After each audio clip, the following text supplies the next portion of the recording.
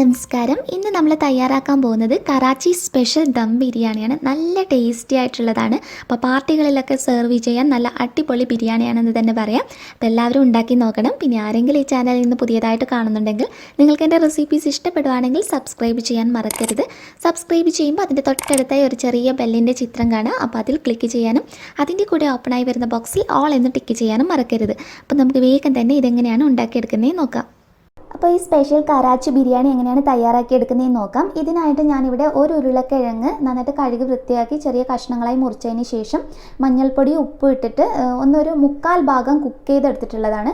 അപ്പോൾ നിങ്ങൾ വേവിച്ചെടുത്ത് കഴിഞ്ഞാൽ ഇതുപോലെ ടിഷ്യൂ പേപ്പറിലോ അതല്ലെങ്കിൽ കോട്ടൻ്റെ തുണിയിലോ ഇട്ടിട്ട് ശരിക്കും ഇത് നല്ലതുപോലെ ഡ്രൈ ആക്കി എടുക്കുക.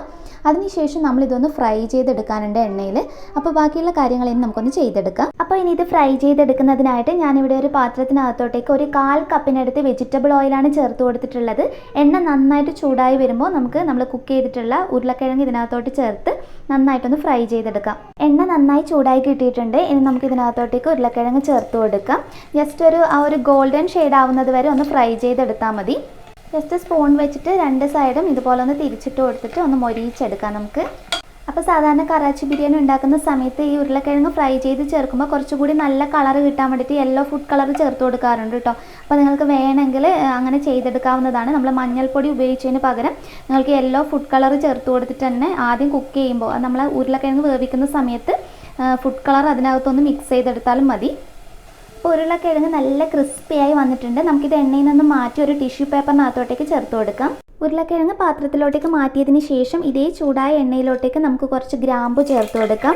അതിൻ്റെ കൂടെ ഒരു 2-3 ഏലക്ക, പിന്നെ ഒരു ചെറിയ പീസ് ബേ ലീഫ് ചേർക്കാം, ഒരു 2-3 കറുവപ്പട്ട, കുറച്ച് വലിയ ജീരകം, നമ്മുടെ പെരുംജീരകം കൂടി ചേർത്ത് കൊടുക്കാം. ഇനി നമുക്ക് ഇതിലോട്ടേക്ക് സവാള ചേർക്കാം. ഞാനിപ്പോൾ ഏകദേശം ഒരു 6 സവാള എടുത്തിട്ടുണ്ട്. അത് ശരിക്കും നല്ലതുപോലെ തിന്നായിട്ട് നല്ല കനം കുറഞ്ഞിട്ട് വേണം അരിഞ്ഞെടുക്കാൻ വേണ്ടിയിട്ട്. പിന്നെ സവാള നമ്മൾ നന്നായിട്ട് മൊരിയിച്ചിട്ടാണ് ഈ ഒരു ബിരിയാണി റെഡിയാക്കി എടുക്കുന്നത്. വഴറ്റിയെടുക്കുകയല്ല ചെയ്യുന്നത്. നമ്മൾ സാധാരണ ബിരിയാണിക്ക് വറുത്തെടുക്കാറില്ല. ഒരു പാകത്തിന് വേണം തയ്യാറാക്കി എടുക്കാൻ വേണ്ടിയിട്ട്. അപ്പോൾ സവാളയെ നമുക്ക് നന്നായിട്ട് ആ ഒരു ഗോൾഡൻ ബ്രൗൺ കളർ ആകുന്നത് വരെ ശരിക്കും ഒന്ന് ഫ്രൈ ചെയ്തെടുക്കാം.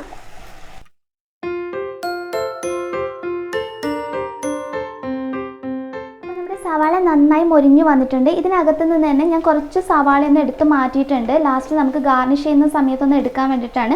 അതല്ലെങ്കിൽ നിങ്ങൾക്ക് സെപ്പറേറ്റ് ചെയ്തെടുത്താലും മതി. ഇനി ഇതിലോട്ട് ചിക്കൻ ചേർത്ത് കൊടുക്കാം. അപ്പോൾ ചിക്കൻ നമ്മൾ ആദ്യമേ തന്നെ അരവ് മിക്സ് ചെയ്ത് അങ്ങനെ വെച്ചിട്ടൊന്നുള്ള ഈ ഒരു ബിരിയാണിയിൽ ചെയ്തെടുക്കുന്നത്.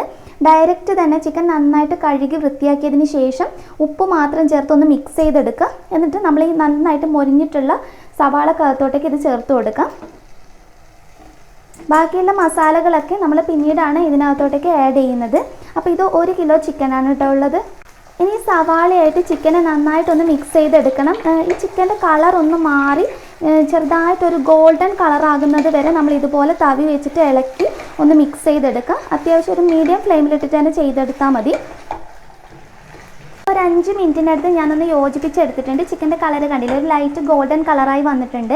ഇനി ഇതിലോട്ടേക്ക് ഒരു 2 ടേബിൾ സ്പൂണിനടുത്ത് ഇഞ്ചിയും വെളുത്തുള്ളിയും കൂടിയുള്ള പേസ്റ്റ് ചേർത്ത് കൊടുക്കാം.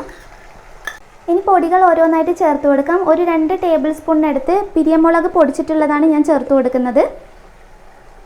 ഒരു 2 ടേബിൾ സ്പൂണിനടുത്ത് മല്ലിപ്പൊടി ചേർത്ത് കൊടുക്കാം. 1.5 ടേബിൾ സ്പൂണിനടുത്ത് ബിരിയാണി മസാല ചേർക്കാം. 1/2 ടേബിൾ സ്പൂണിനടുത്ത് കുരുമുളക് പൊടി, 1/2 ടീസ്പൂൺ മഞ്ഞൾപ്പൊടി, ആവശ്യത്തിനുള്ള ഉപ്പ് ചേർത്ത് കൊടുക്കുക. ലാസ്റ്റ് ഒന്ന് നോക്കിയിട്ട് അഡ്ജസ്റ്റ് ചെയ്താൽ മതി. ഇനി ഇതൊക്കെ കൂടി നന്നായിട്ടൊന്ന് മിക്സ് ചെയ്തെടുക്കുക. അപ്പോൾ പൊടികളൊക്കെ ചേർത്തതിന് ശേഷം കുറച്ച് സമയം ഒന്ന് ലോ ഫ്ലെയിമിലിടാം. നല്ലതുപോലെ യോജിച്ചതിന് ശേഷം ഫ്ലെയിം മീഡിയം ഫ്ലെയിമിലോട്ടേക്ക് മാറ്റിയാൽ മതി. അപ്പോൾ നന്നായിട്ടൊന്ന് മിക്സ് ചെയ്തെടുക്കാം നമുക്ക്.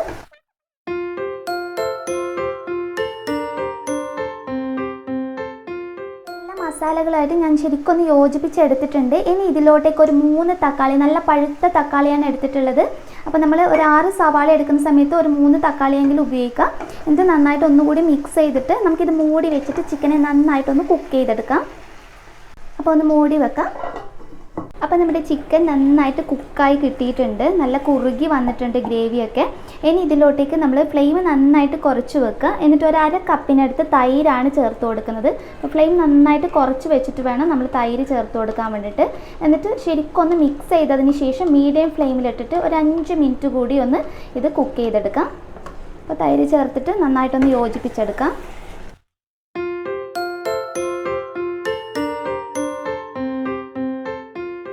ചേർത്ത് മിക്സ് ചെയ്തതിന് ശേഷം ഒരു 5 മിനിറ്റ് തിളപ്പിക്കുമ്പോഴത്തേക്കും എണ്ണയൊക്കെ തെളിഞ്ഞ് വരാൻ തുടങ്ങും.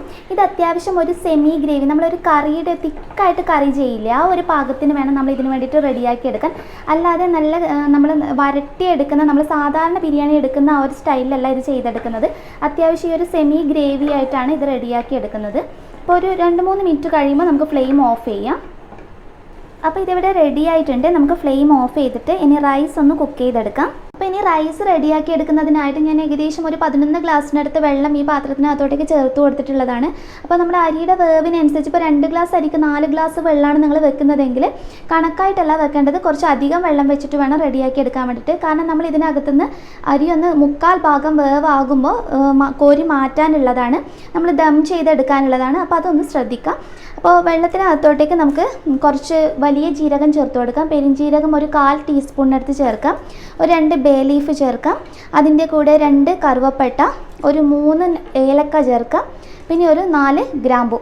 അപ്പോൾ ഞാൻ ആവശ്യത്തിനുള്ള ഉപ്പ് കൂടി ചേർത്തിട്ടുണ്ട്. ഉപ്പ് ചേർത്ത് കഴിഞ്ഞാൽ ഒന്ന് മിക്സ് ചെയ്തിട്ട് വെള്ളത്തിൻ്റെ ടേസ്റ്റ് ഒന്ന് നോക്കുക. ഉപ്പ് എപ്പോഴും കുറച്ചൊന്ന് കയറി നിൽക്കുന്ന പാകത്തിന് വേണം ഉപ്പിട്ട് കൊടുക്കാൻ വേണ്ടിയിട്ട്. ഇനി വെള്ളം നന്നായിട്ടൊന്ന് തിളച്ച് വരുമ്പോൾ നമുക്ക് അരി ഇട്ട് കൊടുക്കാം. അപ്പോൾ ഇതിന് വേണ്ടിയിട്ട് അരി എടുക്കുന്ന സമയത്ത് നിങ്ങൾ ജീരകശാല ഉപയോഗിക്കരുത്. അല്ലാതെയുള്ള നമ്മൾ നീളമുള്ള ബസ്മതി റൈസ് ഏത് വേണമെങ്കിലും ഉപയോഗിക്കാം.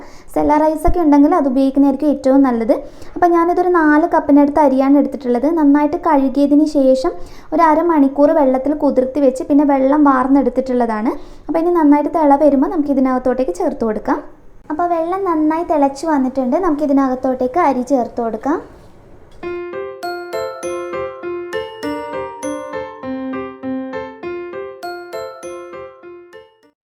ചേർത്ത് കഴിഞ്ഞാൽ ജസ്റ്റ് ഒരു 2 മിനിറ്റ് ഇതുപോലെ ഒന്ന് മിക്സ് ചെയ്ത് കൊടുക്കുക. അടുത്ത ചെറിയൊരു തിള വരുന്നത് വരെ ഇതുപോലെ ഒന്ന് തവി വെച്ചിട്ട് ഇളക്കി കൊടുത്തിട്ട് ഇത് അടച്ച് വെച്ച് നമുക്ക് വേവിക്കാം.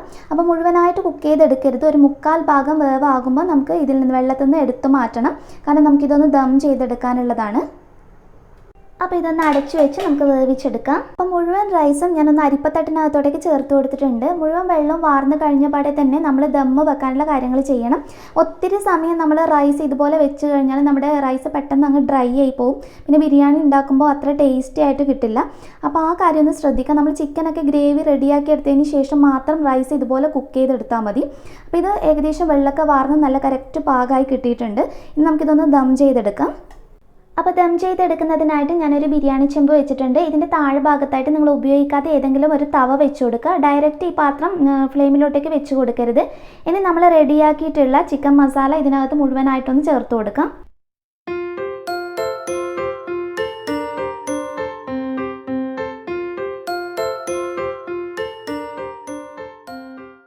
മുഴുവൻ ചിക്കനും ചേർത്ത് കൊടുത്തതിന് ശേഷം ഇതിൻ്റെ മുകൾ ഭാഗത്തായിട്ട് നമുക്ക് റൈസ് ചേർത്ത് കൊടുക്കാം.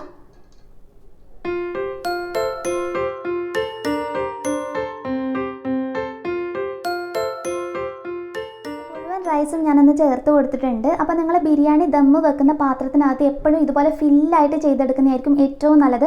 അപ്പോഴാണ് നമുക്ക് നല്ല പെർഫെക്റ്റ് ആയിട്ട് ചെയ്തെടുക്കാൻ കഴിയുക. ഇനി നമ്മൾ ഇതിനകത്തോട്ടേക്ക് കുറച്ച് ഫുഡ് കളർ ചേർത്ത് കൊടുക്കുകയാണ്. നമ്മുടെ റൈസ് സെർവ് ചെയ്യുന്ന സമയത്തൊക്കെ കാണാനുള്ള നല്ലൊരു ഭംഗിക്ക് വേണ്ടിയിട്ടാണ്. ഇത് നിർബന്ധമൊന്നുമില്ല, ഓപ്ഷണലാണ്. അപ്പോൾ ഗ്രീൻ കളറും അതുപോലെ തന്നെ യെല്ലോ കളറുമാണ് നമ്മൾ ചേർക്കുന്നത്. ഇത് ജസ്റ്റ് വെള്ളമായിട്ടൊന്ന് മിക്സ് ചെയ്ത് കൊടുക്കുക. ഒരിത്തിരി മാത്രം ഉപയോഗിച്ചാൽ മതി. ഒരിത്തിരി യെല്ലോ കളർ കൂടി ചേർത്ത് കൊടുക്കുക. അതിനുശേഷം ഇതിലോട്ടേക്ക് ഒരു 2 പച്ചമുളക് ഇതുപോലെ ഒന്ന് അരിഞ്ഞെടുത്തിട്ടുള്ളതാണ്. അപ്പോൾ അതുകൂടി ചേർക്കാം. മല്ലിയില ചെറുതായിട്ട് അരിഞ്ഞിട്ടുള്ളത് കൂടി ചേർത്ത് കൊടുക്കാം. അപ്പോൾ ഞാൻ ഇതിലോട്ടേക്ക് സവാള ഒന്ന് ഫ്രൈ ചെയ്തത് ചേർത്തിട്ടുണ്ട്. അതിൻ്റെ കൂടെ തന്നെ നമ്മൾ നേരത്തെ മൊരിയിച്ച് വെച്ചിട്ടുള്ള ഉരുളക്കിഴങ്ങ് കൂടി ഒന്ന് വെച്ച് കൊടുക്കാം. അതിനുശേഷം ഇത് ടൈറ്റായിട്ട് ഒന്ന് കവർ ചെയ്യും. നിങ്ങളുടെ കയ്യിൽ അടപ്പ് നല്ല ടൈറ്റ് ഉള്ളതാണെങ്കിൽ അത് വെച്ചിട്ട് കവർ ചെയ്താൽ മതി. ഞാനിപ്പോൾ ഫോയിൽ വെച്ചിട്ടൊന്ന് അടച്ചെടുക്കുന്നുണ്ട്. അതിനുശേഷം ഇതിൻ്റെ മുകൾ ഭാഗത്തായിട്ട് ഒരു അടപ്പ് വെച്ച് ഒന്ന് ടൈറ്റ് ചെയ്തെടുക്കുക. എന്നിട്ട് ഇതിൻ്റെ മുകളിൽ ഞാനൊരു കല്ലാണ് വെച്ച് കൊടുക്കുന്നത്. നമ്മുടെ ഇഞ്ചിയും വെളുത്തുള്ളിയൊക്കെ ചതക്കുന്ന ഒരു കല്ല് വെച്ച് കൊടുക്കുന്നുണ്ട്. എന്തെങ്കിലും ഒരു വെയിറ്റ് വെച്ച് കൊടുത്താൽ മതി. എന്നിട്ടൊരു 15 മിനിറ്റ് തുടങ്ങി 20 മിനിറ്റ് വരെ ലോ ടു മീഡിയം ഫ്ലെയിമിലിട്ടിട്ട് നമുക്കൊന്ന് ദം ചെയ്തെടുക്കാം.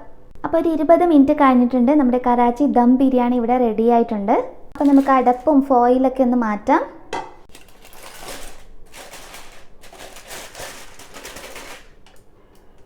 അപ്പോൾ ഈ റൈസ് നമുക്കൊരു പാത്രത്തിനകത്തോട്ടേക്ക് മാറ്റാം.